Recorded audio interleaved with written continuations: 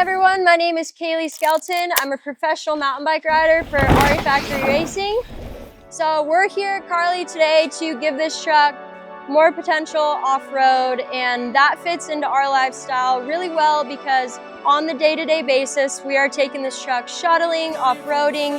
Every time we go to a race, we always try to have the most fun and go try to adventure to all these cool destinations we go to, and there's just not a lot of potential in the stock truck. So with the 37s on the truck, we have more capability on the dirt, and with the Pathfinder kit from Carli, we have way more suspension potential to have confidence and try to rally through those roads, faster pace, have more articulation for rock gardens and stuff like that. Wherever we might find that adventure, the truck's gonna be ready to basically take on anything.